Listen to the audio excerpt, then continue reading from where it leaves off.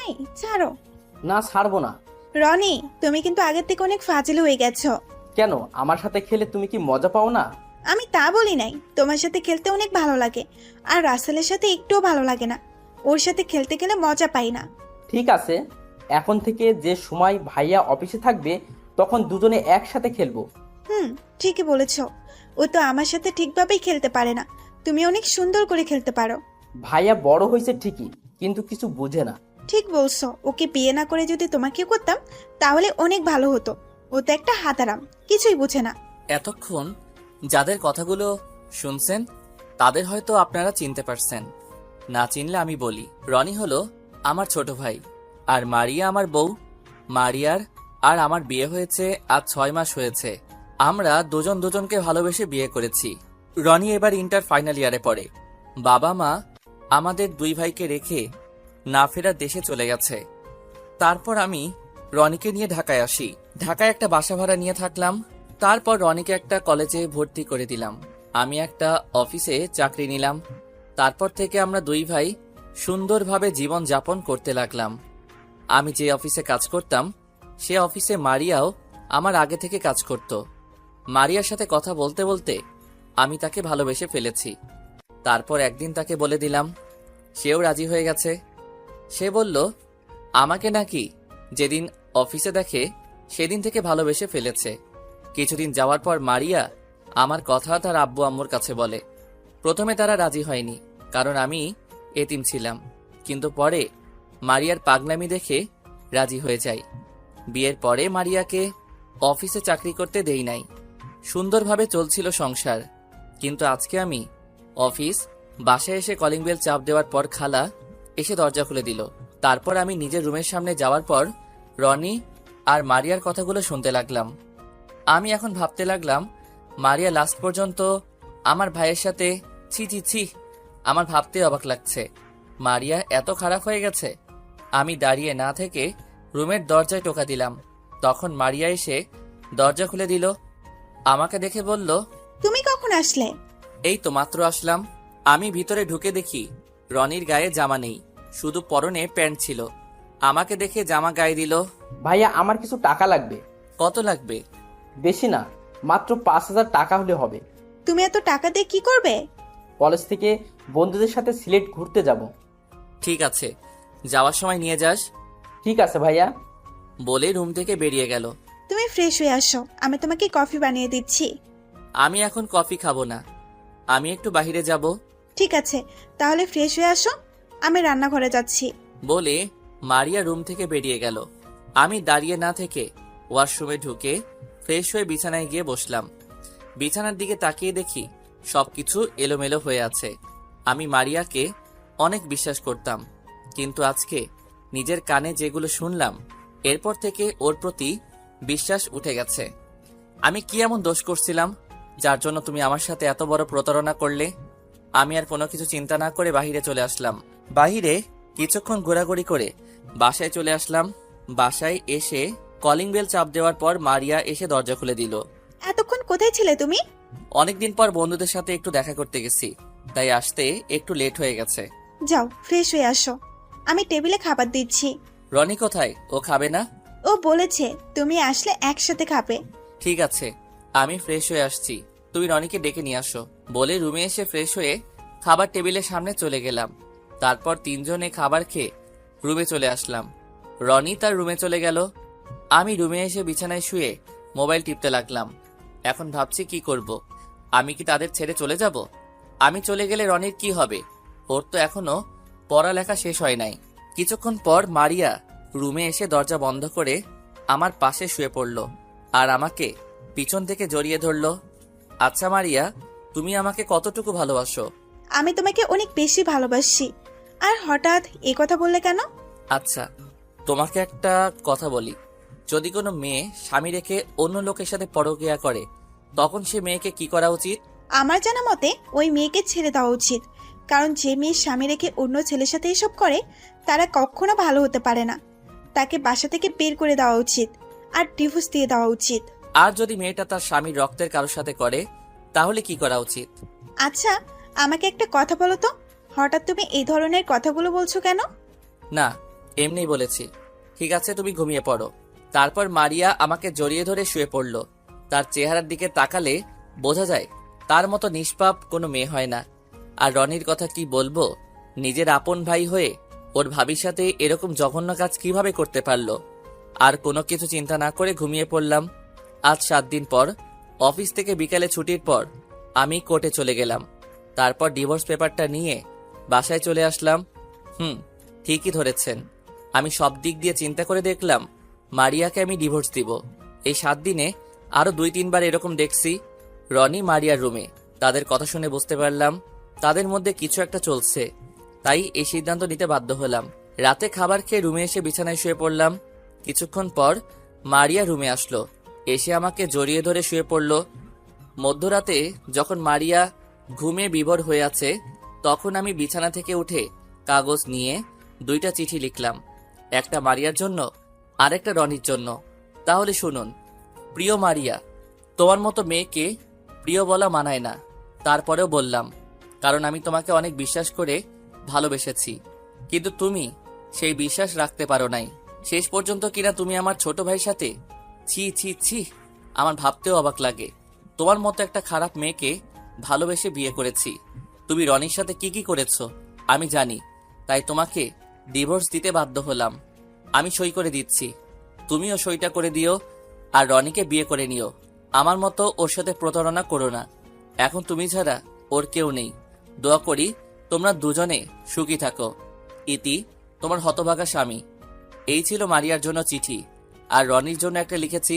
তাহলে শুনুন। প্রিয় ছোট ভাই আমার, আমি ভাবতে পারি নাই তুই আমার সাথে এরকম করবি। তুই লাস্ট পর্যন্ত তোর ভাবির সাথে। ছি ছি ছি, তোকে আমি কখনো মা বাবার বুঝতে দেই নাই, আর সে কিনা তুই। থাক, আর বললাম না। আমি তোর মারিয়াকে ডিভোর্স দিয়ে দিচ্ছি, তুই ওকে বিয়ে করে সুখে থাকিস। আমি অনেক দূরে চলে যাচ্ছি, আমাকে খুঁজেও লাভ হবে না, আমাকে খুঁজে পাবি না। আমার দোয়া সব সময় তোর জন্য থাকবে। ভালো থাকিস। ইতি, তোর হতভাগা ভাই। এই ছিল রনির চিঠি। চিঠি দুটো লিখতে কখন যে চোখ থেকে 2 ফোঁটা পানি পড়ে গেল। ঘড়ির দিকে তাকিয়ে দেখি ভোর 5টা বাজে। তারপর ব্যাগটা গুছিয়ে মারিয়ার বালিশের উপর চিঠি এবং ডিভোর্স পেপার রেখে মারিয়ার দিকে কিছুক্ষণ তাকিয়ে রুম থেকে বেরিয়ে রনির রুমে আসলাম। রনির পড়ার টেবিলের উপর চিঠিটা রেখে রনির কপালে একটা চুমু দিয়ে বাসা থেকে বেরিয়ে আসলাম। তারপর রাস্তায় দিয়ে হেঁটে হেঁটে বাস কাউন্টারে চলে আসলাম। আমার বাসা থেকে বাস কাউন্টার কাছে, আসতে 10 মিনিট লাগে। তারপর একটা টিকিট কেটে বাসে গিয়ে বসলাম। বাস ছাড়বে 5টা 30 মিনিটে। এবার আপনাদের বলি, আমি এখন যশোর যাব, কারণ আমি বসকে বলে তার যশোর যে কোম্পানি আছে সেখানে বদলি হয়েছি। আমি ঢাকা থাকলে তাদের কথা মনে পড়বে, মারিয়ার থেকে আমার ছোট ভাইটার কথা বেশি মনে পড়ছে। কি করব বলুন, আমি তাদের সুখের জন্য দূরে চলে যাচ্ছি। আমি চাই তারা আমাকে ছাড়া সুখী থাকুক। প্রায় 5 ঘন্টা পর যশোর এসে পৌঁছে গেলাম। অফিস থেকে বাস কাউন্টারে আমার জন্য গাড়ি পাঠিয়েছে। তারপর গাড়ি করে অফিস থেকে দেওয়া বাসায় পৌঁছে গেলাম। আজ 5 বছর পর এখন আমি অন্য একটা অফিসে কাজ করি। আগের অফিসে ব্যবসা খারাপ হওয়ার কারণে বস সবকিছু বিক্রি করে বাহিরে চলে যায়। এরপর আমি অন্য একটা অফিসে চাকরি করি। এই অফিসের বস ঢাকায় তার যে কোম্পানি আছে সেগুলো দেখাশোনা করে।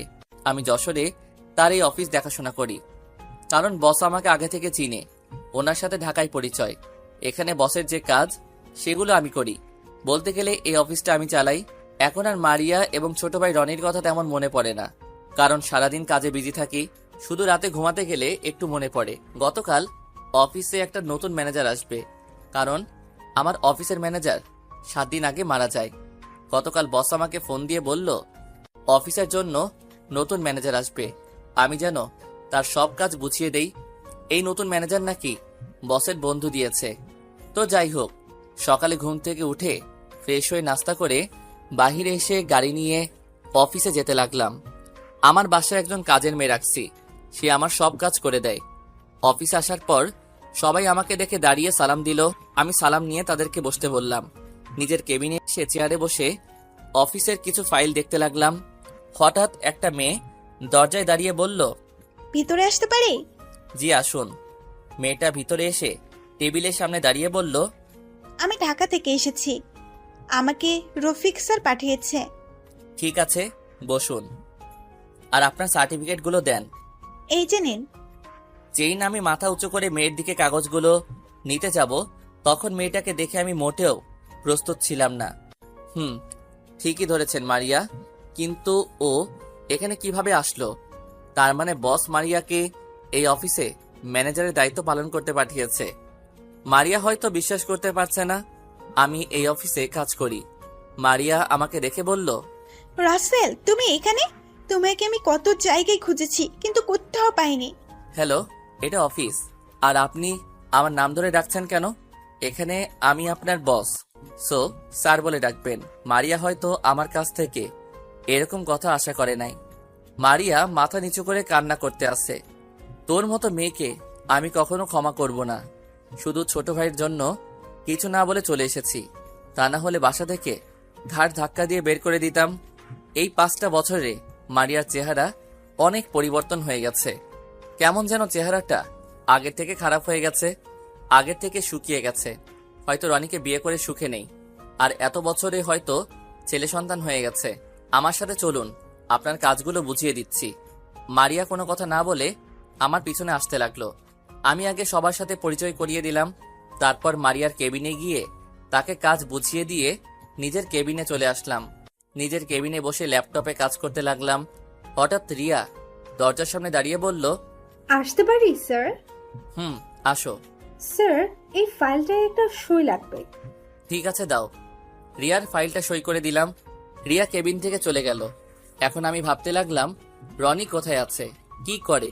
ওর চেহারা দেখি না। আজ 5 বছর হয়েছে। দুনিয়ায় আমি ছাড়া তার আপন কেউ নেই। মারিয়াকে কি জিজ্ঞেস করব? না না, ওকে বলা যাবে না। এত বছর যখন ভুলে থাকতে পারছি, এখনো পারবো। কি না করেছি তাদের জন্য, তার প্রতিদান এইভাবে দিল। রনির কথা মনে পড়তো না যদি মারিয়াকে না দেখতাম। হয়তো তারা এখন বিয়ে করে সুখে আছে।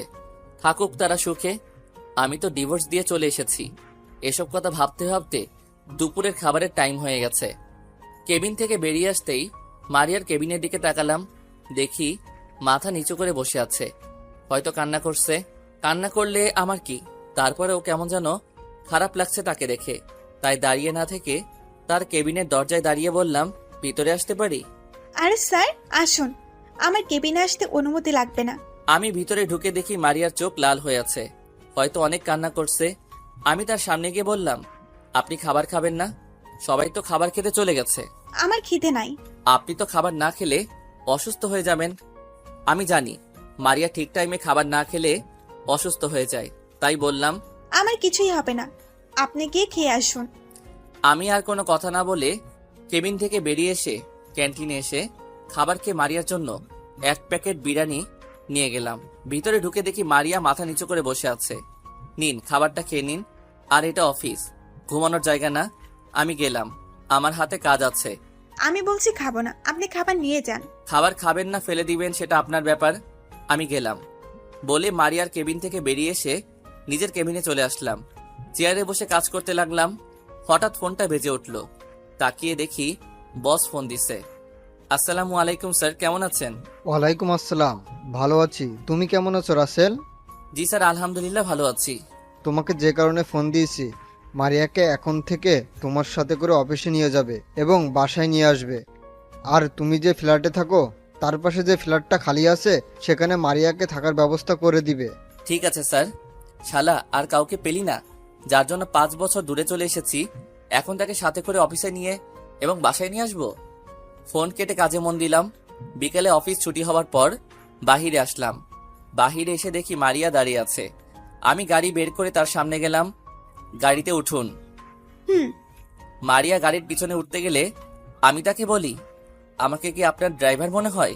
কেন স্যার? তাহলে তুমি সরি, আপনি গাড়ির পিছনে বসতে গেলেন কেন? সামনে এসে বসুন। মারিয়া কোনো কথা না বলে সামনের সিটে এসে বসলো। আমি মনে মনে বলি, তোর মতো মেয়েকে উচিত শিক্ষা না দিলে ভালো হবি না। তারপর আমি গাড়ি চালিয়ে বাসায় চলে আসলাম। মারিয়া গাড়ি থেকে নেমে দাঁড়িয়ে রইল। আমি গাড়িটা পার্কিং করে আসার পর তাকে বলি আমার সাথে আসার জন্য। মারিয়া আমার পিছনে পিছনে আসতে লাগলো। মারিয়া হয়তো ভাবছে লিফটে করে যাব, কিন্তু না, আমি তাকে হাঁটাতে হাঁটাতে আমার সাথে করে উপরে নিয়ে আসলাম। তিনতলায় আসার পর তার ফ্ল্যাটের চাবি ওর হাতে দিলাম। এটা আপনার রুম, আর পাশেরটা আমার। আর যদি কিছু লাগে আমাকে বলবেন। আর এই নিন আপনার অগ্রিম 1 মাসের বেতন। যা যা লাগবে কিনে নিবেন। আপনার নাম্বারটা দেওয়া যাবে? কেন, নাম্বার দিয়ে কি করবেন? না, যদি কিছু দরকার হয় তাহলে আপনাকে ফোন দিয়ে বলতাম। ঠিক আছে, নিন। তারপর নাম্বার দিয়ে আমি আমার রুমে ঢুকে গেলাম। তার রাতে খাবার খেতে যাওয়ার পর মারিয়ার কথা মনে পড়ল। ও হয়তো কিছু খায়নি, তাই কাজের মেয়ের হাতে ওর জন্য খাবার পাঠিয়ে দিলাম। কেন জানি মারিয়াকে দেখে অনেক মায়া লাগে। খাবার খেয়ে রুমে চলে আসলাম। রুমে এসে শুয়ে শুয়ে ভাবতে লাগলাম, কেন করেছিলে আমার সাথে এরকম? যদি এরকম না করতে তাহলে কত সুন্দর করে জীবনযাপন করতে। তোমার কোনো কিছুর কমতি রাখি নাই। তোমাকে ভালোবাসাটা আমার অপরাধ ছিল, তাহলে কেন করলে এমন? আমি তো কোনো দোষ করি নাই। তুমি জানো, এখনো রাতে শুতে গেলে তোমার কথা মনে পড়ে। ইচ্ছে করে তোমাকে গিয়ে জড়িয়ে ধরে বলি, আমি তোমাকে এখনো ভালোবাসি মারিয়া। কিন্তু সেটা বলার অধিকার তুমি রাখো নাই। দেখতে দেখতে 1 মাস চলে গেল। মারিয়া আমার সাথে তেমন কথা বলে না, শুধু কাজ ছাড়া বাড়তি কথা বলে না। সকালে ঘুম থেকে উঠে ফ্রেশ হয়ে নাস্তা করে বাসা থেকে বেরিয়ে গাড়িতে গিয়ে বসলাম। আসার সময় মারিয়ার দরজায় টোকা দিয়ে আসলাম। মাঝে মাঝে মনে হয় আমি যেন কিছু একটা ভুল করছি, আমি কারো সাথে অন্যায় করেছি। কেন আমার এমন কিছু মনে হয়? কিছুক্ষণ পর দেখি মারিয়া বাসা থেকে বেরিয়ে আসলো। মারিয়া এসে সামনের সিটে বসলো। আমি কেমন জানি মারিয়ার প্রতি দুর্বল হয়ে যাচ্ছি। আমার কেন এমন হচ্ছে কিছুই বুঝতে পারছি না। মারিয়া আজকে শাড়ি পরেছে, দেখতে একদম পরীর মতো লাগছে। ইচ্ছে করে তাকে জড়িয়ে ধরি, তার হাত ধরে গাড়ি চালাতে। তো যাই হোক, অফিস আসার পর মারিয়া গাড়ি থেকে নেমে অফিসের ভিতরে চলে গেল। আমি গাড়ি পার্কিং করে ভিতরে গেলাম, নিজের কেবিনে গিয়ে কাজ করতে লাগলাম। হঠাৎ করে একটা ছেলে বলল, আসতে পারি স্যার? আসুন। আপনি কেমন আছেন স্যার? আলহামদুলিল্লাহ ভালো আছি, আপনি কেমন আছেন? স্যার আমি আপনার ছোট, আমাকে নাম ধরে ডাকলে খুশি হব। ঠিক আছে, তো কি চাই এখন? স্যার আমার একটা কাজের খুব দরকার। কিন্তু আমাদের অফিসে তো কোনো পদ খালি নেই। আমি একটা কথা বলে রাখি, আমি এখনো ছেলেটার দিকে তাকাইনি। আমি একটা ফাইলের কাজ করতে আসি। স্যার অনেক কষ্টে আছি, যদি চাকরিটা দিতেন অনেক উপকার হতো। আপনার পরিবারে কে কে আছে? পরিবারে সবাই আছে, শুধু একটা হারামি বন্ধু ছিল, শালা 5 বছর আগে হারিয়ে গেছে। আপনার সে বন্ধুর নাম কি? কোথায় থাকে? কি করে? আমি এবার এক চোখ কানা করে তার চেহারা দেখছি। তাকে দেখে আমি পুরো অবাক হয়ে গেলাম। এই শালা এখানে কিভাবে আসলো? ও আর কেউ নয়, আমার বন্ধু রাফি। ওর সাথে পরিচয় ঢাকায়। আমি আগে যে অফিসে চাকরি করতাম সেখান থেকে পরিচয়। রাফি আমার কথা শুনে চেয়ার থেকে উঠে এসে আমাকে মারতে শুরু করলো। আরে থাম থাম, এইভাবে মারলে তো মরে যাব। শালা তোকে আজকেই মেরে ফেলবো। এতদিন কোথায় ছিলি? তোর নাম্বার বন্ধ, তোর কোনো খোঁজ খবর নেই। কোথায় হারিয়ে গেলি? তোকে এসব পরে বলবো, আগে বল তুই এখানে কিভাবে? আর আমি যে এই অফিসে কাজ করি তুই জানলি কিভাবে? আমি যশোর অফিসে কাজের জন্য এসেছি। হঠাৎ তোকে দেখি তুই গাড়ি নিয়ে এই অফিসে ঢুকলি। তারপর দারোয়ানকে বলে ভিতরে আসি। ও খুব ভালো করেছিস। বল কি খাবি, চা না কফি? চা হলেই হবে। ঠিক আছে, আমি চাচাকে বলে দিচ্ছি। আমি ফোন দিয়ে পিয়ন চাচাকে বললাম 2টো চা দিয়ে আসতে। এবার তোর কথা বল, কি কারণে এখানে চলে আসলি? তাহলে শোন। তারপর রাফিকে সবকিছু খুলে বললাম। আমার মনে হয় তোর কোনো ভুল হচ্ছে। কেন বললি এ কথা? আমি নিজের কানে শুনেছি। একদিন রনিকে খালি গায়ে দেখেছি, শুধু পরনে প্যান্ট ছিল। সেদিন বিছানা পুরো এলোমেলো ছিল। তারপরও বলবি তারা কিছু করে নাই? তারপরেও বলবো তোর কোথাও ভুল হচ্ছে, কারণ তুই তাদের কথা শুনলি, বিছানা এলোমেলো দেখলি, রোয়ানিকে খালি গায়ে দেখলি, আবার বলছিস তার পরনে প্যান্ট ছিল। তাহলে কেমনে বিশ্বাস করি? তুই যদি নিজের চোখে দেখতি তাহলে বিশ্বাস করতাম। এখানে হয়তো তোর কোনো ভুল আছে। তুই যদি তাদের হাতে নাতে ধরতি তাহলে মানা যেত। তোর জিনিসটা ভালো করে যাচাই বাছাই করা দরকার ছিল। আর যেটা মনে হয়েছে সেটা বললাম, বাকি তোর বুঝ। তারপর রাফি আরো কিছুক্ষণ থেকে চলে গেল। আমি কিছুক্ষণ কাজ করে কেবিন থেকে বেরিয়ে মারিয়ার কেবিনের দিকে তাকালাম। ওর দিকে তাকিয়ে দেখি কার সাথে যেন ফোনে হেসে হেসে কথা বলছে। হয়তো রনির সাথে কথা বলছে। বিকেলে অফিস থেকে বাসায় যাওয়ার সময় মারিয়াকে জিজ্ঞেস করলাম, রনি এখন কি করে, কোথায় থাকে? কিছুদিন হয়েছে পড়ালেখা শেষ করেছে, এখন একটা অফিসে চাকরি করে। তার পড়ালেখার খরচ কিভাবে চলছে? আমি একটা অফিসে চাকরি নিচ্ছি, যা বেতন পেতাম তাদের সংসার চালিয়েছি। আর রনের পড়ালেখা চলছে। ও, আমি আর কোনো কথা বললাম না। বেশি কথা বললে তার মায়ায় পড়ে যাব। এমনি তাকে দেখলে আমি কেন জানি ওর প্রতি দুর্বল হয়ে পড়ি। বাসায় আসার পর মারিয়া গাড়ি থেকে নেমে চলে গেল। আমি গাড়ি পার্কিং করে বাসার ভিতরে চলে গেলাম। পরের দিন অফিসে বসে কাজ করতে আসি। হঠাৎ একটা পিচ্চি মেয়ে আমার রুমে আসলো। চেহারা দেখতে একদম মাশাআল্লাহ, অনেক সুন্দর। হঠাৎ তার পিছনে দিয়ে যে ঢুকলো তাকে দেখে আমি পুরো অবাক হয়ে গেলাম। অভিমান বেশি সময় বাঁচিয়ে রাখতে নেই। বহু বছর পর অভিমান ভাঙলে গিয়ে দেখবে যার সাথে অভিমান সে আর নেই, হয়তো দূরে কোথাও হারিয়ে গেছে। আর তখন সরি বলার সুযোগটুকুও হারিয়ে যাবে। কান্নার মতো গভীর কিছু নেই। একজনের দুঃখ অন্যজনকে স্পর্শ করে না, কিন্তু একজনের চোখের জল অন্যজনকে স্পর্শ করে। হঠাৎ তার পিছন দিয়ে যে ঢুকলো তাকে দেখে আমি পুরো অবাক হয়ে গেলাম। ঠিকই ধরেছেন, এ আর কেউ নয়, আমার ছোট ভাই রনি। ও এখানে কেন? আমার মনে হয় মারিয়া বলেছে। তাহলে এই বাচ্চা মেয়েটা তাদের। দেখতে একদম মারিয়ার মতো হয়েছে। রনি আমার সামনে আসলো। তখন আমি বললাম, তুই এখানে কেন এসেছিস? আপনার কাছে কিছু জানতে এসেছি। আমার কাছে কি জানতে এসেছিস? আমাদের ছেড়ে কেন এসেছেন? সেটা তুই ভালো করে জানিস। আমি কিছুই জানি না, আপনার কাছে জানতে চাই। আমি তোর কাছে বলতে বাধ্য নই। তুই এখনই আমার কেবিন থেকে বেরিয়ে যা। আর কারো কেবিনে ঢুকতে অনুমতি লাগে, সেটা মনে হয় তোর জানা নেই। সবকিছু জানা আছে, শুধু আপনার কাছ থেকে কিছু জানতে এসেছি। জানা হয়ে গেলে চলে যাব। আমি এখানে থাকতে আসি নাই। কি জানতে চাস? আমাকে আর ভাবিকে না বলে কেন চলে এসেছেন? কি অপরাধ ছিল আমাদের? আমি জানতে চাই। তুই আর তোর ভাবি আমার সাথে প্রতারণা করেছিস। তুই তোর ভাবির সাথে রুমে কি করেছিস? তোর সাথে খেলে মজা পায়, আমার সাথে খেলে মজা পায় না। আমাকে বিয়ে না করে যদি তোকে বিয়ে করত তাহলে অনেক ভালো হতো। তারপরও বলবি আমি ভুল বলছি? আপনি কি কখনো ভাবির সাথে খারাপ কাজ করতে দেখেছেন? সরাসরি দেখি নাই, কিন্তু একদিন তুই আর তোর ভাবি রুমে কথা বলতে আমি দরজার বাহির থেকে সব শুনেছি। তারপর যখন রুমে ঢুকি তখন তোর গায়ে কোনো জামা দেখি নাই। তুই আমাকে দেখে জামা গায়ে দিছস, আর দেখছি পুরো বিছানা এলোমেলো হয়ে আছে। তারপর বলবি তোদের মাঝে কিছুই হয়নি? আমি একটা কথা বলি আপনাকে, মাঝে মাঝে চোখের দেখা ভুল হয়। মানে কি বলতে চাস তুই? আমি ভুল দেখছি? আপনি ভুল দেখছেন এবং ভুল শুনছেন। একটা কথা বলি, আমি ভাবিকে কখনো ওরকম চোখে দেখে নাই। আমাদের তো কোনো বোন নেই। আমি ভাবিকে নিজের বড় বোনের চোখে দেখছি। আপনি কি করে ভাবলেন আমি ভাবির সাথে এরকম জঘন্য কাজ করতে যাব? তাহলে তুই বলতে চাস তোর ভাবির সাথে কিছুই হয়নি? আমার সাথে ভাবির কিছুই হয়নি। তাহলে যে আমি দরজার আড়াল থেকে যে কথাগুলো শুনেছি সেগুলো কি মিথ্যা? তোর শরীরে জামা ছিল না, তারপরে বলবি সব মিথ্যা? পুরো বিছানা এলোমেলো হয়েছিল, তারপরেও বলবি সবকিছু মিথ্যা? তারপরেও বলবো সবকিছু মিথ্যা। আপনি যে কথাগুলো শুনছেন। আচ্ছা একটা কথা বলেন, আপনি ভাবির সাথে কি খেলা খেলে হেরে যেতেন সব সময়? আমি তার সাথে লুডো খেলায় হেরে যেতাম। ঠিকই ধরেছেন। আমিও ভাবির সাথে ওই সময় লুডো খেলেছিলাম। আমি কড়ি মারার পর ভোটের বাইরে চলে যাই, তখন ভাবি কড়িটা হাতে নিয়ে নেয়। আমি শয়তানি করে তার থেকে কড়িটা নিতেছিলাম, তখন ভাবি বলে গড়িটা ছেড়ে দিতে, কিন্তু আমি ছাড়ি নাই। ভাবি আবার বলে আমি অনেক ফাজিল হয়ে গেছি। তাহলে যে তোর ভাবি তোকে বলল আমাকে বিয়ে না করে যদি তোকে বিয়ে করত তাহলে অনেক ভালো হতো। আর তোর শরীরে জামা ছিল না কেন? বিছানা এলোমেলো ছিল কেন? আমাকে বিয়ের কথা তো মজা করে বলেছে, আর আমার শার্টের বোতাম একটা খুলে পড়ে গেছে। ওই ভাবিকে বললাম বোতামটা লাগিয়ে দিতে, তারপর ভাবি বলল শার্টটা খুলে দিতে। আমি তাকে শার্টটা খুলে দিই, তারপর ভাবি বোতাম লাগিয়ে দেয়। আর বিছানা এলোমেলো হয়েছিল, কারণ লুডুর কড়িটা কাড়াকাড়ি করার সময় এলোমেলো হয়ে যায় বিছানা। তার মানে তোদের মাঝে কিছুই হয়নি। আমি খালি খালি সন্দেহ করে তোদেরকে ভুল বুঝলাম।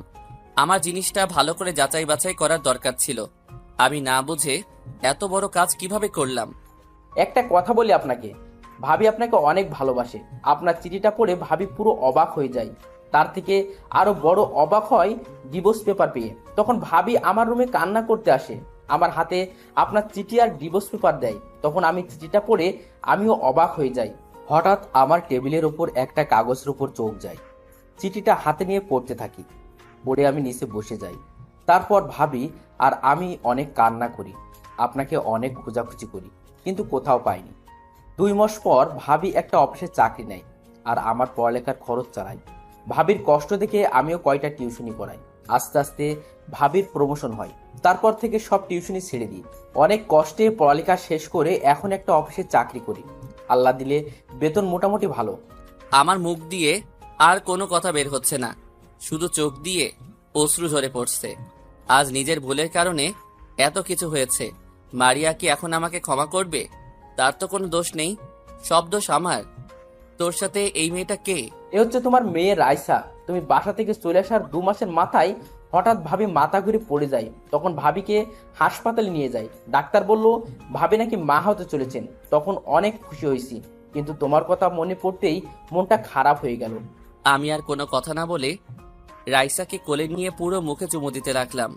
তারপর রাইসাকে কোল থেকে নামিয়ে দিয়ে রনির কাছে গেলাম। যখনই রনির পা ধরতে যাব, তখন রনি আমাকে ধরে ফেলে। এটা আপনি কি করছেন? আমি অনেক বড় ভুল করে ফেলেছি, তুই আমাকে ক্ষমা করে দে। আমি না বুঝে তোদের ভুল বুঝেছি, আমি আর কখনো এমন ভুল করব না, আমাকে ক্ষমা করে দে। আমি তোমাকে ক্ষমা করে দিছি। তুমি যখন নিজের ভুল বুঝতে পেরেছো এটাই অনেক। আর বড় ভাই কি কখনো ছোট ভাইয়ের পা ধরে ক্ষমা চাইতে পারে? তোমাকে ফিরে পেয়েছি, এটাই অনেক। এখন মারিয়া কি আমাকে ক্ষমা করবে আমি যে ভুল করেছি? শোনো ভাইয়া, ভাবি এই 5টি বছর অনেক কষ্টে কাটিয়েছে। শুধু তোমার অপেক্ষা এখনো পড়ে আছে। তুমি ভাবির কাছে ক্ষমা চেয়ে নাও, দেখবে ভাবি তোমাকে ক্ষমা করে দিবে। ঠিক আছে, আমি এখনই যাচ্ছি। ঠিক আছে, তাহলে আমি চলে যাই। আগামীকাল অফিস আছে, একদিনের ছুটি নিয়ে এসেছি। ভাবি এতদিন তোমার কথা বলে নাই, হঠাৎ গতকাল বলেছে, তাই অফিস থেকে ছুটি নিয়ে রাইসাকে সাথে করে নিয়ে এসেছি। আমি চলে যাই। ভাবি তোমাকে ক্ষমা করে দিলে ঢাকায় চলে এসো। তুই তো কিছুই খেলি না। আজকে এমনি খুশিতে সব খিদে চলে গেছে। তুমি ভাবিকে আপন করে নিয়ে আসো, তখন তো একসাথে খাবো। আর কোনো কথা না বলে রনি কেবিন থেকে বেরিয়ে গেল। আমি রাইসাকে কোলে নিয়ে কপালে চুমু দিয়ে মারিয়ার কেবিনে গেলাম। কেবিনে ঢুকে দেখি মারিয়া কার সাথে যেন মোবাইলে হেসে হেসে কথা বলছে। আমাকে ঢুকতে দেখে ফোন কেটে দিল। আর আমার কোলে রাইসাকে দেখে চেয়ার থেকে উঠে এসে আমার কোল থেকে নিয়ে গেল। আমি সাথে সাথে মারিয়ার পা জড়িয়ে ধরে বলতে লাগলাম, মারিয়া, তুমি আমাকে ক্ষমা করে দাও। আমি বুঝতে পারি নাই, আমি না দেখে তোমার সাথে অনেক বড় অন্যায় করেছি। প্লিজ তুমি আমাকে ক্ষমা করে দাও। আমি কথা দিচ্ছি আর কখনো এমন করব না। তুমি আমাকে আরেকটি সুযোগ দাও, আমি তোমাকে ছেড়ে কখনো যাব না। স্যার, এটা আপনি কি করছেন? আমার মতো খারাপ মেয়ে হয় না। আমি একটা প্রতারক, ধোঁকাবাজ, যে নিজের দেবরের সাথে খারাপ কাজ করতে পারি। সে মেয়ের কাছে কেন ক্ষমা চাইছেন? আমি বুঝতে পারি নাই, আমার দরকার ছিল আগে জিনিসটা যাচাই বাছাই করার, কিন্তু আমি কিছুই না করে তোমাদেরকে সন্দেহ করছি। প্লিজ এবারের মতো মাফ করে দাও। আপনি জানেন, এই মনে শুধু আপনার জন্য ঘর সাজিয়েছি, আপনাকে অনেক ভালোবেসেছি, কিন্তু তার ফল আপনি কি দিলেন? আমাকে ডিভোর্স দিলেন। আপনি জানেন, যখন বলেছিলেন আমি রনের সাথে খারাপ কাজ করেছি, তখন মনে হয়েছে আমার মাথায় যেন আকাশ। এক ফোঁটা চোখের পানি ঝরার চেয়ে এক ফোঁটা রক্ত ঝরা অনেক ভালো, কারণ এক ফোঁটা রক্ত বের হতে হালকা ব্যথা লাগে, আর এক ফোঁটা চোখের জল পুরো হৃদয় ছিঁড়ে বের হয়। আমরা কি আবার আগের মতো করে শুরু করতে পারি না? সে অধিকার আপনি রাখেন নাই। যদি আগের মতো করে শুরু করতে চাইতেন, তাহলে আমাকে কখনো ডিভোর্স দিতে পারতেন না। আপনি আমার কেবিন থেকে বেরিয়ে গেলে খুশি হব। আমি আর কোনো কথা না বলে মারিয়ার কেবিন থেকে বেরিয়ে গেলাম। কান্না করতে করতে পুরো জামা ভিজে গেছে। নিজের কেবিনে এসে চেয়ারে বসে কান্না করতে লাগলাম। আমি তোমাকে আপন করে নিব মারিয়া, তুমি যত কষ্ট দাও, অপমান করো, আমি কিছু বলবো না।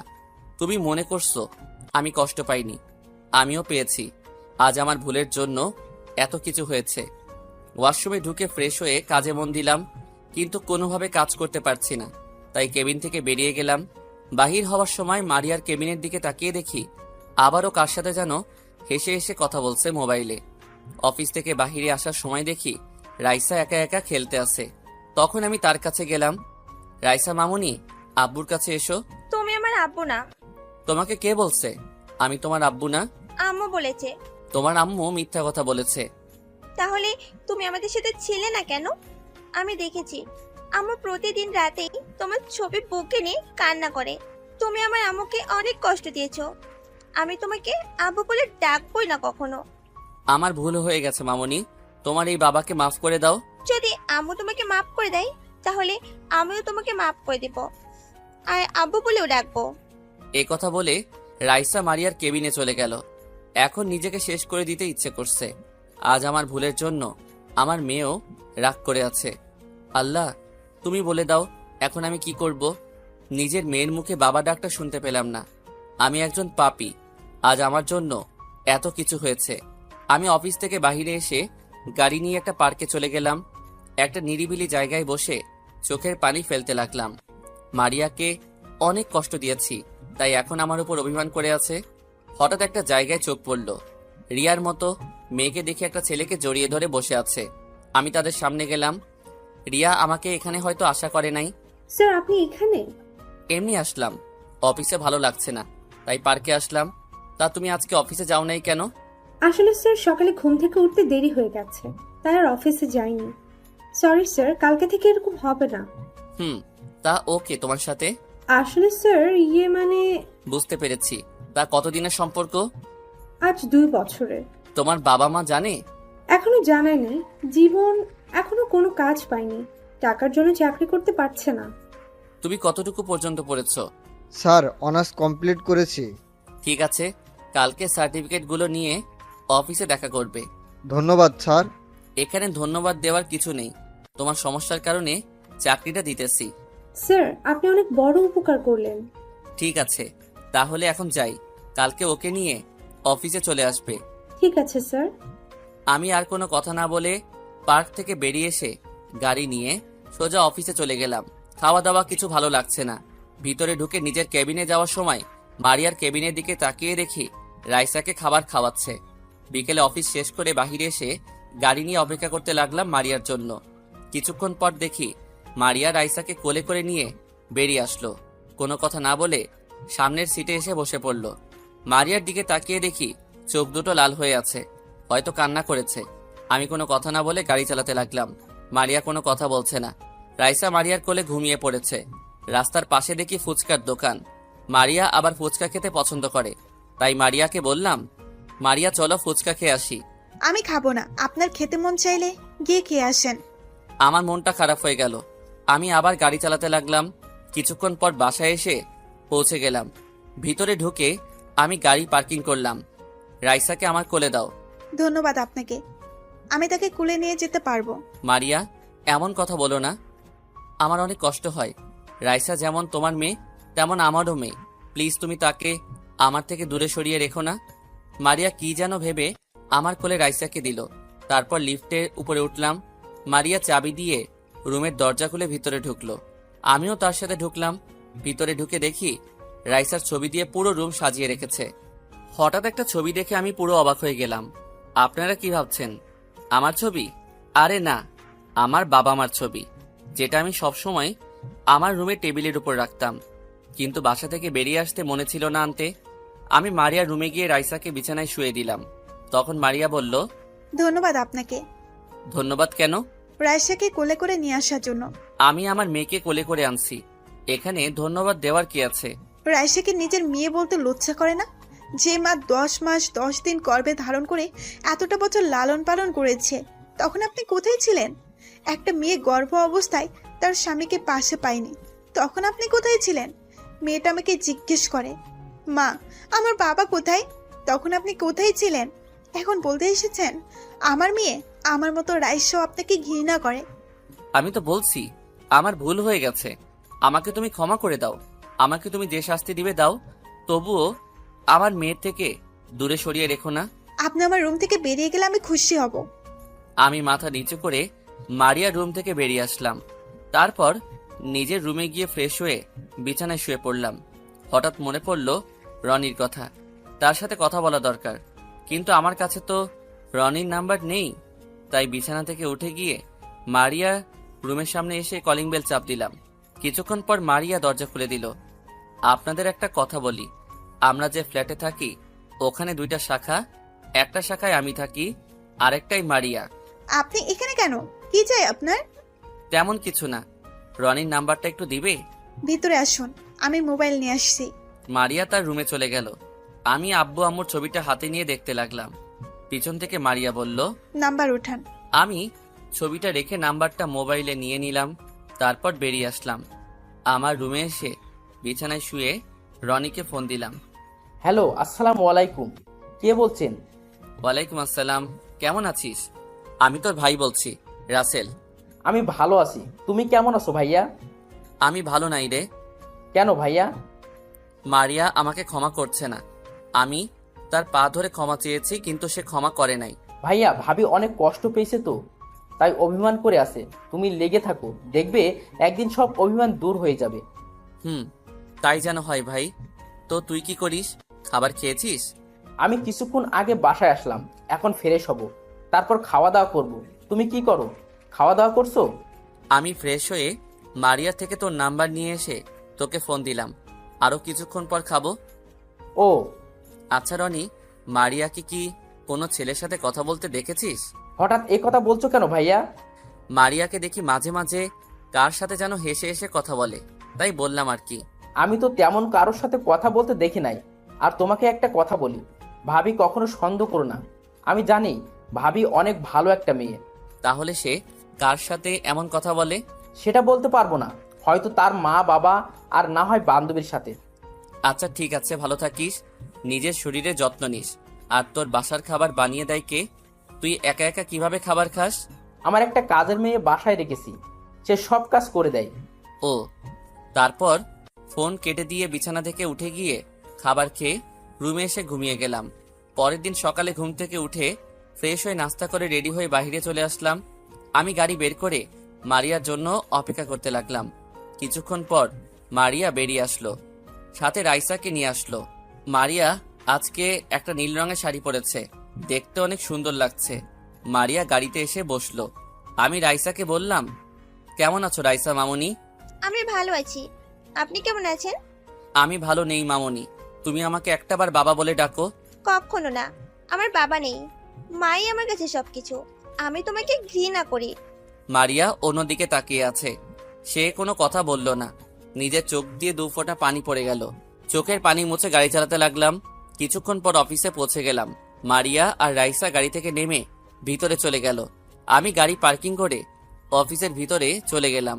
নিজের কেবিনে গিয়ে চেয়ারে বসে কাজ করতে লাগলাম। অনেক কাজ জমে গেছে। কিছুক্ষণ পর দেখি রিয়া দরজায় দাঁড়িয়ে বলল, আসতে পারি স্যার? আসো। আমি তাকিয়ে দেখি রিয়ার সাথে জীবন এসেছে। বসো, আর তোমার সার্টিফিকেটগুলো দাও। এই নিন। আমি জীবনের সার্টিফিকেটগুলো দেখলাম। সার্টিফিকেটগুলো দেখে বুঝলাম জীবন অনেক মেধাবী ছাত্র ছিল। তোমার সার্টিফিকেট দেখে বুঝলাম তুমি অনেক মেধাবী ছাত্র ছিলে। তুমি যদি চাও আজকে থেকে অফিসে জয়েন করতে পারো। রিয়ার পাশেই তোমার কেবিন। অনেক বড় উপকার করলেন আপনি স্যার। আপনার এই ঋণ কখনো শোধ করতে পারবো না। ঋণ শোধ করতে হবে না, ঠিকমতো কাজ করবে, নিজের অফিস মনে করবে। আর তোমার বেতন এখন বর্তমানে 25,000 টাকা। কাজ দেখে পরে বাড়িয়ে দেওয়া হবে। ঠিক আছে স্যার, আর আমি আজকে থেকে জয়েন করতে চাই।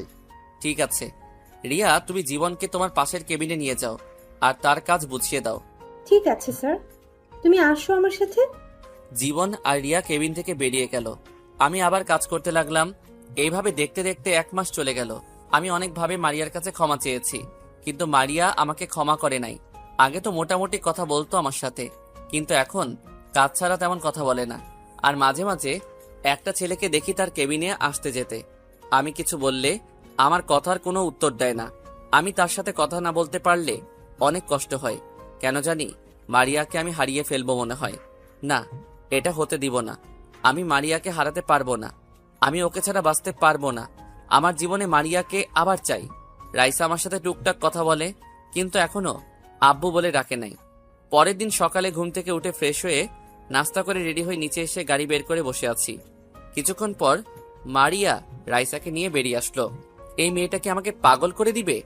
আজকেও মারিয়াকে অনেক সুন্দর লাগছে, কিন্তু অবাক করার বিষয় হলো মারিয়া আজকে গাড়িতে উঠছে না, বাহিরে দাঁড়িয়ে আছে। তখন আমি বললাম, কি ব্যাপার, তুমি দাঁড়িয়ে আছো কেন? গাড়িতে ওঠো। আপনি চলে যান, আকাশ আমাকে অফিসে দিয়ে আসবে। এই আকাশ ছেলেটাকে? আমি ওকে ভালোবাসি।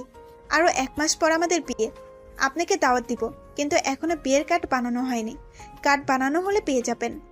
আমি বিশ্বাস করি না, তুমি কাউকে ভালোবাসতে পারো না। আমি তোমাকে কারো হতে দিব না। তুই শুধু আমার কোন অধিকারে জোর করছেন আপনি? ভালোবাসার অধিকারে। প্লিজ মারিয়া, তুমি এমনটা করো না। আমি বাঁচবো না তোমায় ছাড়া। আমি আপনার কোনো কথা শুনতে চাই না। আকাশ ছেলেটা অনেক ভালো। তার বাবা বাইরে গেছে অফিসের কাজের জন্য, আসতে কিছুদিন লেট হবে। উনি আসলে বিয়ে হবে। প্লিজ মারিয়া, আমার একটা ভুলের জন্য তুমি আমাকে ছেড়ে চলে যাবে? আপনি এখন আসতে পারেন। আকাশ কিছুদিনের মধ্যে চলে আসবে। বলতে না বলতেই হাজির হয়ে গেছে আকাশ। আকাশ গাড়ি নিয়ে এসেছে। দেখে মনে হচ্ছে অনেক বড় লোক, আর চেহারা অনেক সুন্দর। মারিয়া রাইসাকে নিয়ে সামনের সিটে গিয়ে বসলো। তারপর তারা গাড়ি চালিয়ে চলে গেল। আমি আর কোনো কিছু না ভেবে তাদের পিছনে যেতে লাগলাম। কিছুটা দূরে যাওয়ার পর দেখি আকাশ গাড়ি থামিয়ে একটা দোকান থেকে 2টা আইসক্রিম আর কিছু চকলেট নিয়ে গাড়িতে উঠে চলে গেল। আজ পর্যন্ত আমি কিছু খাওয়াতে পারি নাই আমার মেয়েকে। নিজের একটা ভুলের কারণে আজ এত কিছু হয়েছে। না, আমি পারবো না। অনেকবার ক্ষমা চেয়েছি, আর না, তার পা পর্যন্ত ধরেছি অনেকবার, তারপরও ক্ষমা করে নাই। যদি আমাকে সত্যিকারের ভালোবাসতো তাহলে ক্ষমা করে দিত। এখন থেকে আমিও তাকে দেখিয়ে দেখিয়ে মেয়েদের সাথে কথা বলবো। আরে ভাই, অভিনয় করব। দেখবো মারিয়া কোনো কিছু করে নাকি। আমি আর কোনো কথা চিন্তা না করে চোখের পানি মুছে গাড়ি নিয়ে অফিসে চলে গেলাম। গাড়ি পার্কিং করে ভিতরে গিয়ে নিজের কেবিনে চলে গেলাম। আসার সময় দেখলাম মারিয়া আকাশের সাথে হেসে হেসে কথা বলছে কেবিনে।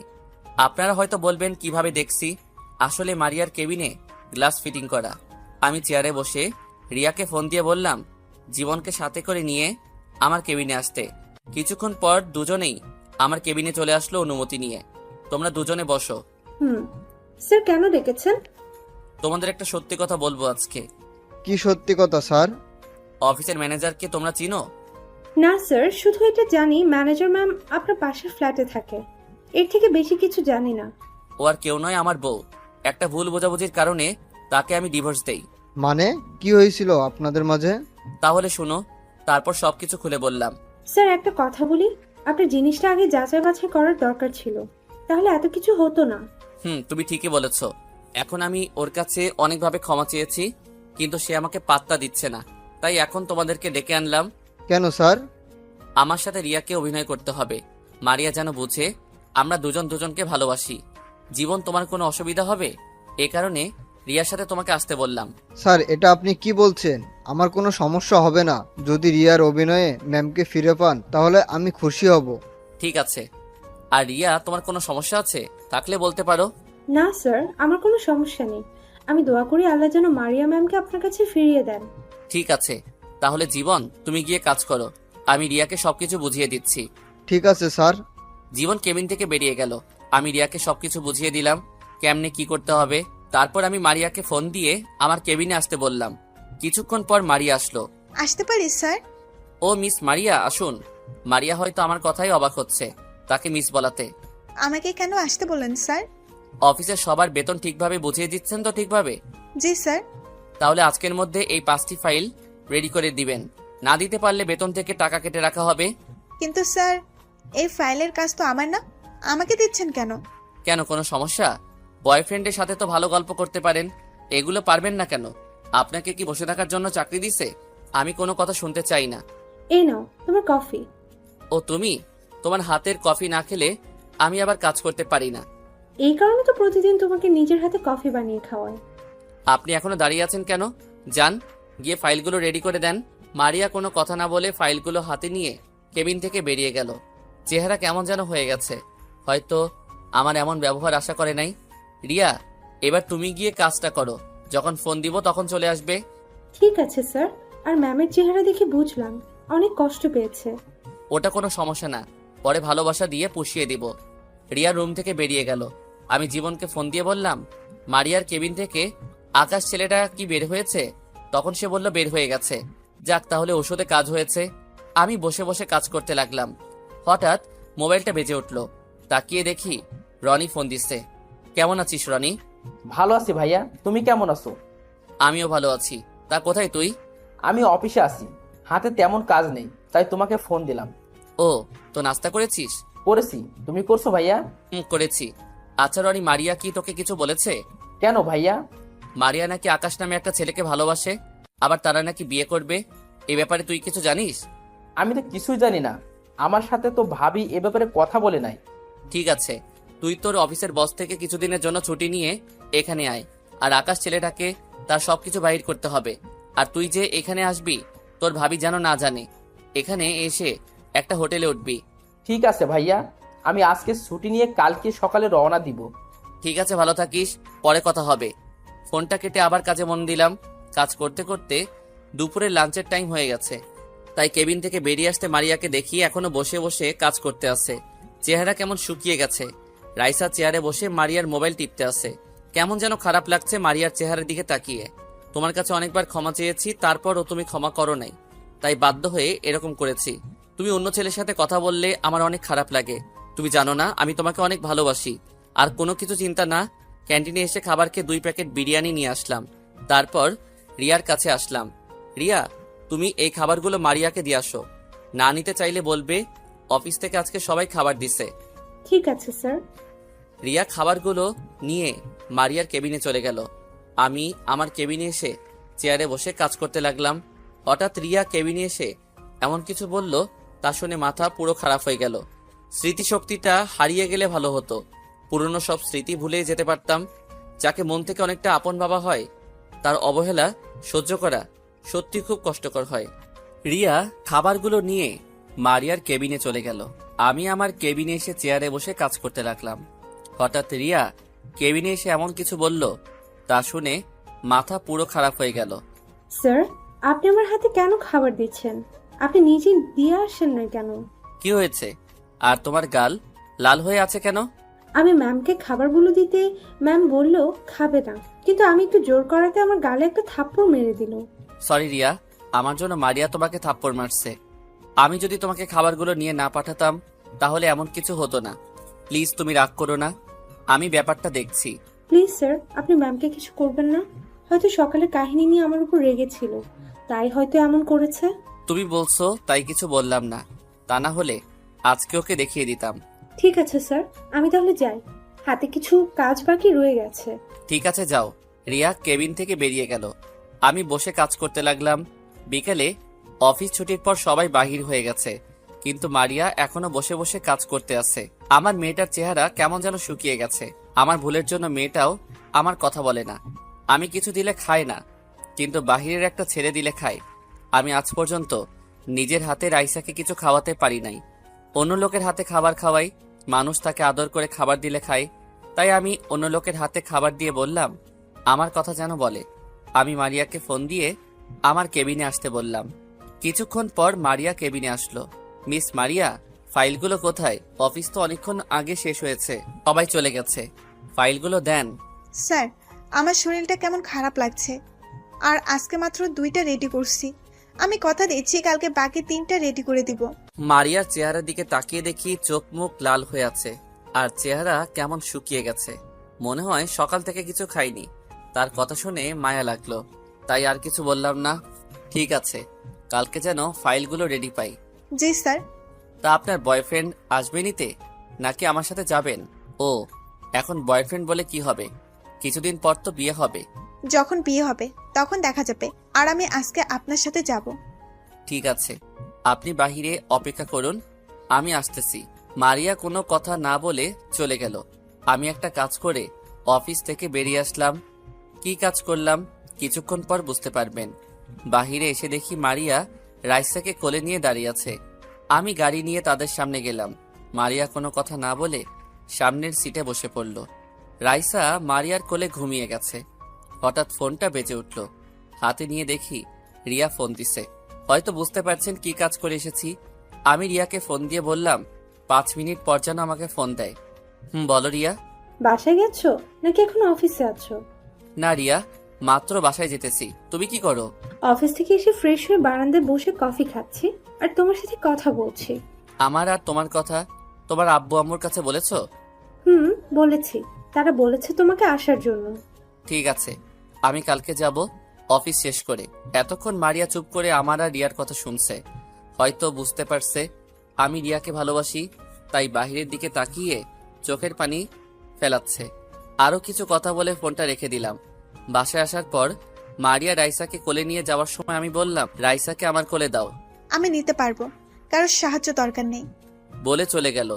আমি আর দাঁড়িয়ে না থেকে উপরে চলে আসলাম। তাহলে ঔষধে কাজ করতে আছে। রুমে এসে ফ্রেশ হয়ে খাওয়া দাওয়া করে ঘুমিয়ে গেলাম। হঠাৎ সকালবেলা ফোনের শব্দে ঘুমটা ভেঙে গেল। মোবাইল হাতে নিয়ে দেখি রনি ফোন দিছে। বল রনি। ভাইয়া, তুমি কি এখনো ঘুমিয়ে আসো? ঘুমের থেকে ওঠো। আর আমি গতকাল রাতে রওনা দিছি। এখন আমি তোমার বাসা থেকে কিছুটা দূরে দাঁড়িয়ে আছি। তুই আমাকে ফোন দিলি না কেন? তোমাকে ফোন দিছি অনেক, কিন্তু তুমি ফোন ধরো নাই। সরি রে, মোবাইলটা বালিশের নিচে ছিল। রাতে শোয়ার সময় বাহির করছি, কিন্তু চালাই নাই। আচ্ছা বাদ দাও, তুমি রেডি হয়ে বেরিয়ে আসো। আর আমি দেখতে আসি তোমার বাসার সামনে একটা গাড়ি দাঁড়িয়ে আছে। ওইটা কি আকাশের গাড়ি? আমি বিছানা থেকে উঠে বাহিরে তাকিয়ে দেখি আকাশ গাড়ি নিয়ে অপেক্ষা করতে আছে। এটাই আকাশের গাড়ি। ওকে, তুমি চিন্তা করো না, আমি আজকের ভিতরে সবকিছু বের করব। ঠিক আছে, আর তুই চেহারা ঢেকে রাখিস যাতে তোকে চিনতে না পারে। ওটা তোমাকে বলতে হবে না। আচ্ছা, ভাবি রাইসাকে নিয়ে বেরিয়ে এসেছে। আমি এখন তাদের গাড়ি প্রো করব, তারপর তোমাকে জানাবো। রাখি। ফোন কেটে দেওয়ার পর আমি বিছানা থেকে উঠে ফ্রেশ হয়ে নাস্তা করে বাহিরে এসে গাড়ি নিয়ে অফিসে চলে গেলাম। গাড়ি পার্কিং করে ভিতরে গেলাম। নিজের কেবিনে যাওয়ার আগে মারিয়ার কেবিনের ভিতরে তাকালাম। আজকে আর আকাশ ছেলেটা নেই। আমি নিজের কেবিনে চলে আসলাম। চেয়ারে বসে কাজ করতে লাগলাম। কাজ করতে করতে দুপুরে লাঞ্চের টাইম হয়ে গেছে। তারপর কেবিন থেকে বেরিয়ে আসতে মারিয়ার কেবিনের দিকে তাকিয়ে দেখি মারিয়া রাইসাকে নিয়ে খাবার খাচ্ছে। আজকে মারিয়াকে দেখে কেমন যেন খুশি খুশি লাগছে। আমার অনেক ভালো লাগছে। মারিয়া মনমরা হয়ে থাকলে আমার কাছে অনেক খারাপ লাগে। আমি চাই মারিয়া সবসময় হাসি খুশি থাকুক। ক্যান্টিনে এসে খাবার খেয়ে নিজের কেবিনে চলে আসলাম। বসে বসে কাজ করতে লাগলাম। হঠাৎ দরজায় দাঁড়িয়ে রনি বলল, ভিতরে আসতে পারি স্যার? আরে রনি, তুই ভিতরে আয়। সব খবর নিয়ে এসেছি আকাশের। আগে কাউকে দিয়ে আমার জন্য খাবার নিয়ে আসো। দুপুরে খাবার এখনো খাইনি।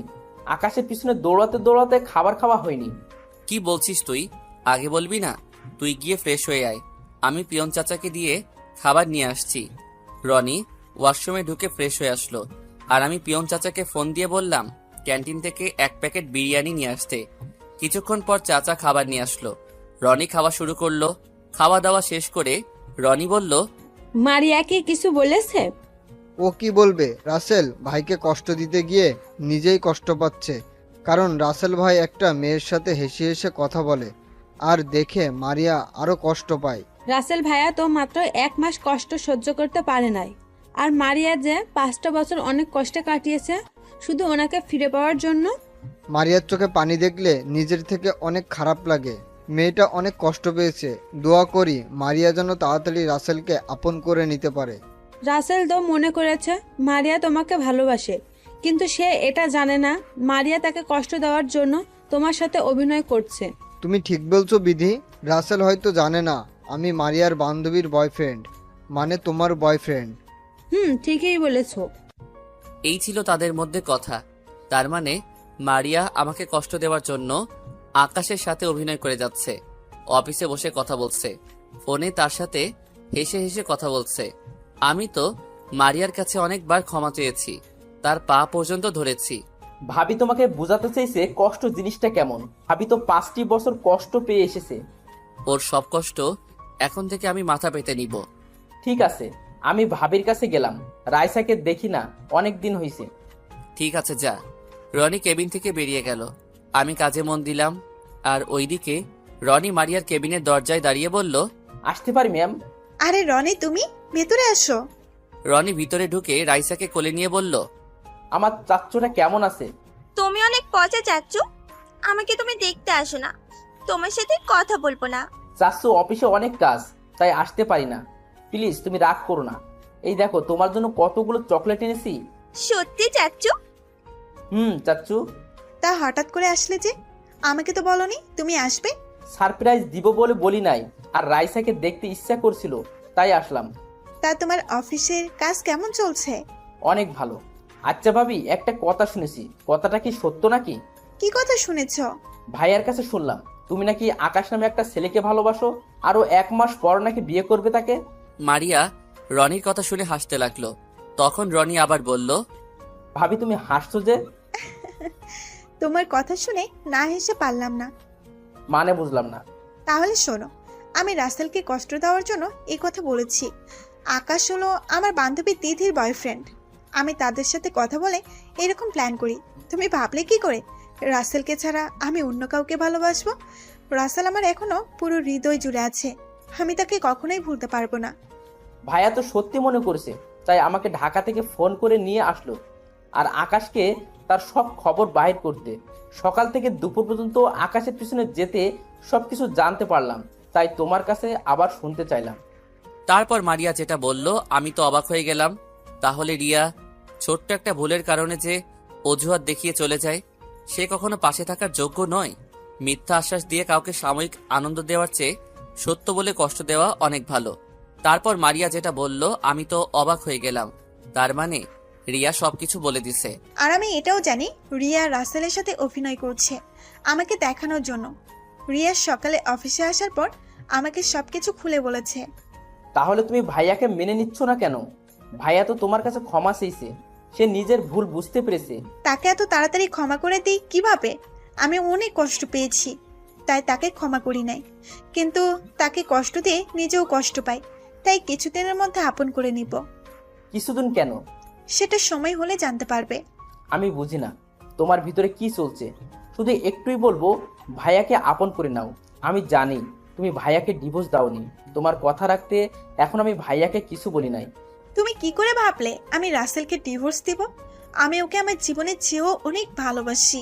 ঠিক আছে, তাহলে আমি চলে যাই, দরকার হলে ফোন দিও। আম্মু, একটা কথা বলি, রাগ করবে না তো? না আম্মু, বলো কি কথা বলবে। আমি আব্বুর কাছে যাই। আমার মুখে আব্বু ডাক শোনার জন্য আব্বু অনেক কষ্ট করছে, কিন্তু আমি বলি নাই। প্লিজ আম্মু, আব্বুর জন্য আমার অনেক খারাপ লাগে। মারিয়া মেয়ের কথা শুনে কান্না করে দিল। মাত্র বছরের মেয়ের এমন কথা শুনে মারিয়া আর মানা করতে পারে নাই। ঠিক আছে মা, তুমি তোমার আপুর কাছে যাও। রাইসা আর 1 মিনিট দেরি করলো না, সাথে সাথে দৌড়ে আমার রুমে চলে আসলো। রনি মারিয়ার থেকে বিদায় নিয়ে চলে গেছে। হঠাৎ আমি রাইসাকে আমার কেবিনে দেখে অবাক হয়ে গেলাম। রাইসা কখনো আমার কেবিনে নিজে থেকে আসে নাই। রাইসা এসে আমাকে জড়িয়ে ধরলো। আব্বু, আমাকে তুমি ক্ষমা করে দাও। আমি জানি তুমি অনেক কষ্ট পেয়েছো। আমি আর তোমার থেকে দূরে থাকবো না, আমি সব সময় তোমার সাথেই থাকবো। আমি রাইসাকে জড়িয়ে ধরে পুরো মুখে চুমু দিতে লাগলাম। নিজের চোখ দিয়ে 2 ফোঁটা পানি পড়ে গেল। এটা কষ্টের পানি না, খুশির পানি। আমার মেয়ে আমাকে আব্বু বলে ডেকেছে। এভাবে আরো কিছুদিন চলে গেল। এখন মারিয়া আমার সাথে অফিসে আসে এবং বাসায় যায়, কিন্তু কারণ ছাড়া কোনো কথা বলে না। রাইসা এখন আমার কাছে থাকে অফিসে, এটাতে মারিয়া কিছু বলে না। মাঝে মাঝে দেখি মারিয়া আমার আর রাইসার দুষ্টুমি দেখে মুচকি মুচকি হাসে। এখন দেখি মারিয়া সব সময় হাসি খুশি থাকে অফিসে। একদিন অফিসে বসে কাজ করতে আসি, হঠাৎ মারিয়া আমার কেবিনের সামনে এসে বলল, ভিতরে আসতে পারি স্যার? তোমার আসতে অনুমতি লাগবে না, ভিতরে আসো। তা কি করে হয়? আপনি বর্তমানে অফিসের বস, নিয়ম তো মেনে চলতে হবে। সবার জন্য নিয়ম থাকলেও তোমার জন্য নেই, তুমি যেন সময় আসতে পারো। যাক ও কথা, যে জন্য এসেছি। এই নিন কার্ড, কালকে আমার বাসায় আপনার দাওয়াত। কিসের দাওয়াত? আমার বিয়ের দাওয়াত। মারিয়ার মুখে বিয়ের কথা শুনে মনটা খারাপ হয়ে গেল। তখন মারিয়া বলল, আপনি কালকে চলে আসবেন, রাতে কাজে ডেকে বিয়ে হবে। মারিয়া, আমাকে কি আবার আপন করে নেওয়া যায় না? আমি তো নিজের ভুল বুঝতে পেরেছি, তোমার পা পর্যন্ত ধরেছি। আমি গেলাম, আমার হাতে কাজ আছে। আর একটা কথা, কালকে যদি অফিসটা বন্ধ দিতেন তাহলে অনেক ভালো হতো, সবাইকে দাওয়াত দিতে পারতাম। ঠিক আছে, তুমি সবাইকে বলে দিও। মারিয়া আর কোনো কথা না বলে কেবিন থেকে বেরিয়ে গেল। কথাটা বলতে অনেক কষ্ট হয়েছে। মারিয়া যদি কালকে বিয়ে করে তাহলে আমিও এই দুনিয়া ছেড়ে চলে যাব। রাইসা এতক্ষণ আমার কোলে ছিল। আপু, তুমি কান্না করছো কেন? তুমি কান্না করো না, তুমি কান্না করলে আমার অনেক খারাপ লাগে। তোমার আম্মু আমাকে ছেড়ে অন্য কাউকে বিয়ে করবে, আমি কান্না না করে পারি আম্মু? তুমি কান্না করো না, দেখবে সবকিছু ঠিক হয়ে যাবে। কি ঠিক হবে আম্মু? তোমার আম্মু তো বলেছে কালকে বিয়ে করবে। বিয়ে করবে বলেছে, কিন্তু এখনো তো করে নাই। কালকে আগে আসুক, তারপর দেখা যাবে। দেখি কি হয়। বিকেলে অফিসের কাজ শেষ করে গাড়ি নিয়ে আমি আর রাইসা বসে আছি। কিছুক্ষণ পর দেখি মারিয়া বেরিয়ে আসলো। দেখে মনে হচ্ছে অনেক খুশি, কিন্তু আমার বুকটা ফেটে যাচ্ছে। মারিয়া আমাকে ছেড়ে অন্য ছেলেকে বিয়ে করবে। আপনাদের একটা কথা বলতে ভুলে গেছি, মারিয়া আমাকে যে কার্ডটা দিছে আমি ওটা এখনো খুলে দেখি নাই, কারণ মারিয়ার কথা শুনে দুনিয়া অন্ধকার হয়ে গেছে। মারিয়া সামনের সিটে এসে বসলো। রাইসা আমার কোলে বসে আছে। আমি গাড়ি চালাতে লাগলাম। মারিয়াকে বলতে ইচ্ছে করছে, প্লিজ মারিয়া, তুমি বিয়েটা করো না। আমি তোমাকে অনেক ভালোবাসি। আমি তোমাকে ছাড়া বাঁচতে পারবো না। কিন্তু মারিয়া আমার কথা শুনবে না। মারিয়া কাকে বিয়ে করছে, ছেলেটা কে তা আমি জানি না। কিছুক্ষণ পর বাসায় এসে পৌঁছে গেলাম। মারিয়া রাইসাকে আমার কোল থেকে নিয়ে চলে গেল। আমি গাড়ি পার্কিং করে নিজের রুমে চলে আসলাম। রুমে এসে বিছানায় শুয়ে চোখের পানি ফেলতে লাগলাম। হঠাৎ রনির কথা মনে হলো, তাই রনিকে ফোন দিলাম। কিন্তু অবাক করার বিষয় হলো রনির মোবাইল বন্ধ। বিপদের সময় রনির মোবাইলও বন্ধ। কোনো রকম রাতটা না খেয়ে পার করলাম। সকালে ঘুম থেকে উঠে ফ্রেশ হয়ে বাহিরে চলে আসলাম। সারাদিন বাহিরে কাটিয়ে বাসায় আসলাম। বাসার সামনে আসার পর দেখি পুরো বাসাটা সাজিয়ে রেখেছে। আমি ভিতরে ঢুকে নিজের রুমে চলে আসলাম। রুমে এসে বিছানায় শুয়ে পড়লাম। সারাদিন কিছু খাইনি। হঠাৎ দরজায় কে যেন ধাক্কাতে লাগলো। আমি ভিতর থেকে বললাম, কে? আব্বু, আমি রাইসা, দরজা খুলো। রাইসার কথা শুনে বিছানা থেকে উঠে দরজা খুলে দিলাম। রাইসার দিকে তাকিয়ে দেখি তাকে অনেক সুন্দর করে সাজিয়ে দিচ্ছে। আব্বু, তুমি এখনো রেডি হও নাই? কিছুক্ষণ পরেই অনুষ্ঠান শুরু হয়ে যাবে, সবাই চলে এসেছে। আমার ভালো লাগছে না আম্মু, তুমি যাও। তোমার জন্য একটা সারপ্রাইজ আছে, তাড়াতাড়ি রেডি হয়ে আসো। কি সারপ্রাইজ আম্মু? আগে তুমি রেডি হয়ে আসো। কান্না করতে করতে পুরো মুখটা ফুলিয়ে ফেলেছে। কি করব বলো আম্মু? তোমার আম্মু আমাকে ছেড়ে অন্য ছেলেকে বিয়ে করতেছে। আমি নিজের চোখে তোমার আম্মুর বিয়ে কিভাবে দেখব? আগে তুমি রেডি হয়ে আসো, আমি তোমার জন্য অপেক্ষা করতেছি। কালকে থেকে তো অনেক কষ্টে চোখের পানি ঝরছে, আজকে খুশিতে ঝরবে। যাও, তাড়াতাড়ি রেডি হয়ে আসো। আমি রাইসার কথা শুনে ভাবনায় পড়ে গেলাম। খুশিতে চোখের পানি ঝরবে মানে? যদি মারিয়া অন্য ছেলেকে বিয়ে করে তাহলে আমি নিজেকে শেষ করে দিব। তারপর ওয়াশরুমে গিয়ে ফ্রেশ হয়ে রেডি হয়ে রাইসার সাথে মারিয়ার বাসায় গেলাম। ভিতরে ঢুকে দেখি অফিসে সবাই এসেছে। আমাকে দেখে সবাই সালাম দিল।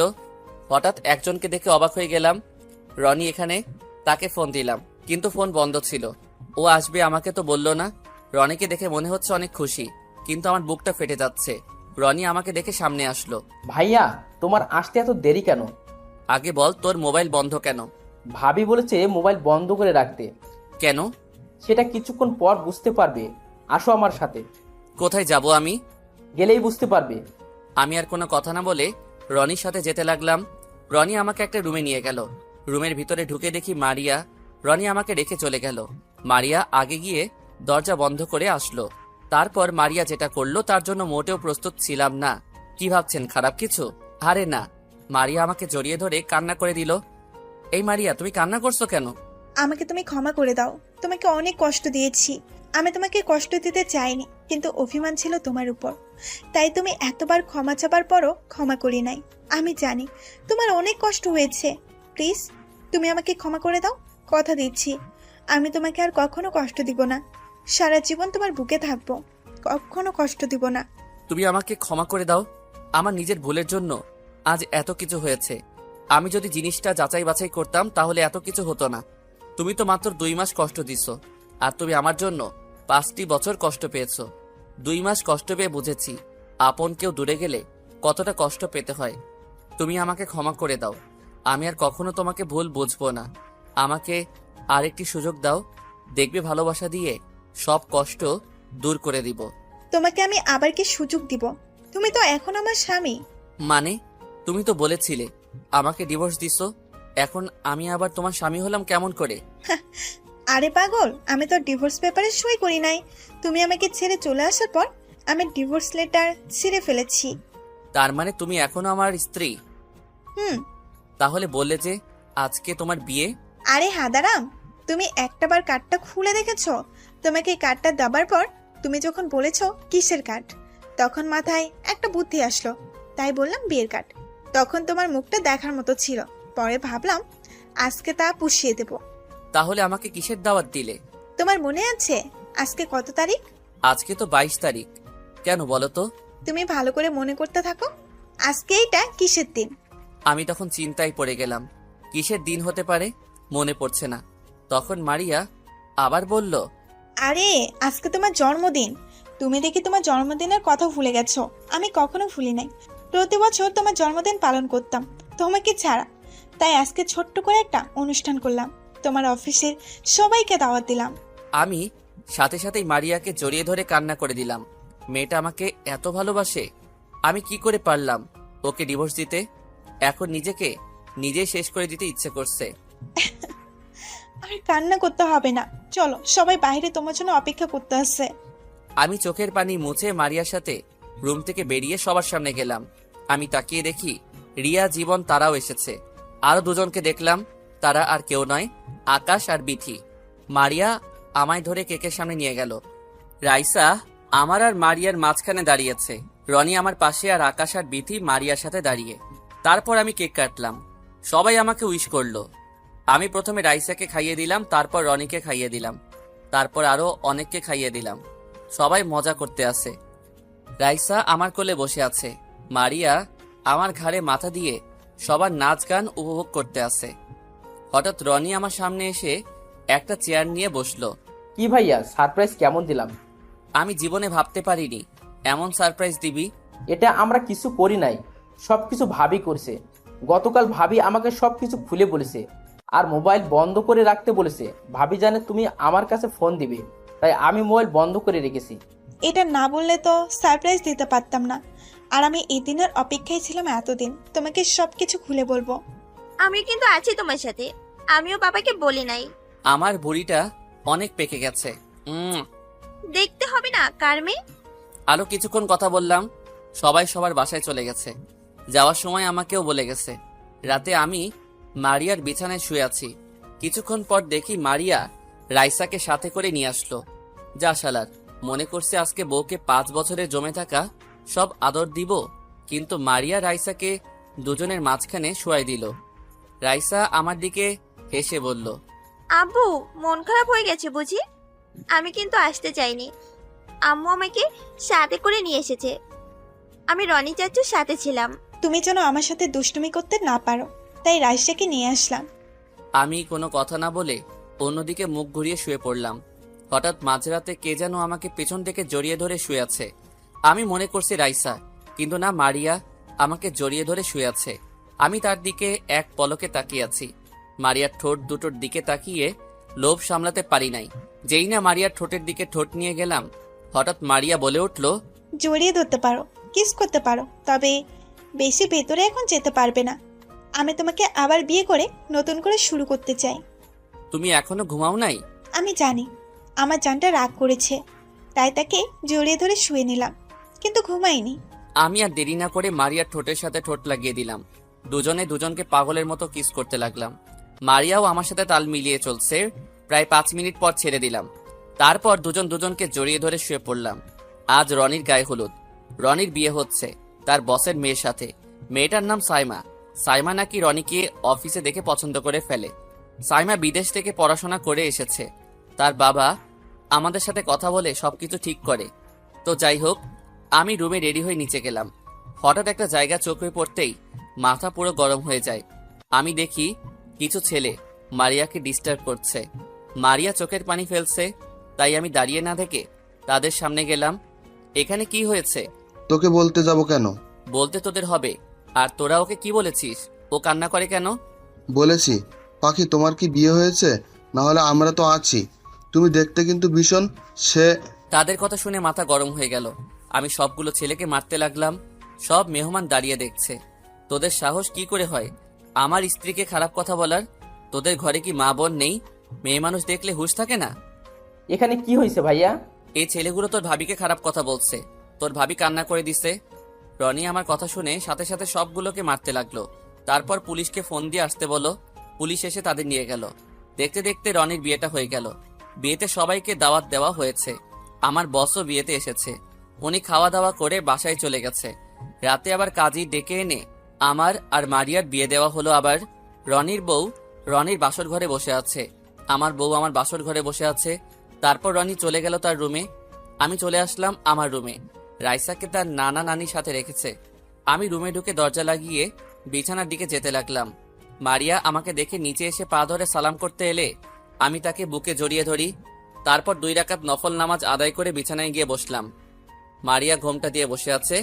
আমি মারিয়ার ঘোমটা সরিয়ে দেখি মারিয়াকে অনেক সুন্দর লাগছে। আজকে তোমার যা কিছু করতে মন চাই করো, আমি তোমাকে বাধা দিব না। তুমি বাধা দিলেও আমি আজকে তোমার সাথে ওটা করব। কোনটা করবে? তুমি বুঝো না? না বললে বুঝবো কেমন করে? প্রথম বাসরের সময় কি করছি মনে নেই? আজকে সেটাই করব। তো করো, তোমাকে বাধা দিচ্ছে কে? কিন্তু আমার পাঠক পাঠিকারা তাকিয়ে আছে তাদের সামনে কিভাবে করব? আমার বুঝি লজ্জা লাগে না? তাহলে যাও, লাইট অফ করে দিয়ে আসো। এই তো আমার লক্ষ্মী বউ, এতক্ষণ একটা কথা বলছো, এখন আর দেখবে না আমরা কি করি? আমি বিছানা থেকে নেমে লাইটটা অফ করে দিয়ে আসলাম। তারপর বিছানায় এসে মারিয়াকে বিছানায় ফেলে দিয়ে তার ঠোঁটে আমার ঠোঁটটা লাগিয়ে দিলাম। তারপর মারিয়ার পুরো শরীরে কিস করতে লাগলাম। আস্তে আস্তে নিচের দিকে আসতে লাগলাম। বাহ বাহ, আপনারা এত লুচু কেন? এখনো তাকিয়ে আছেন? অনেক দেখেছেন, আর দেখা লাগবে না। বাকিটা ঘোড়ার ডিম। এখন আমি শুধু অফিসে কাজ করি, মারিয়া আর সাইমা বাসায় থাকে। রনি তার শ্বশুরের অফিস দেখাশোনা করে। রাইসাকে একটা ইন্টার গার্ডেনে ভর্তি করিয়ে দিছি। আল্লাহ দিলে আমাদের সংসার ভালোভাবে চলছে। সবাই আমাদের জন্য দোয়া করবেন।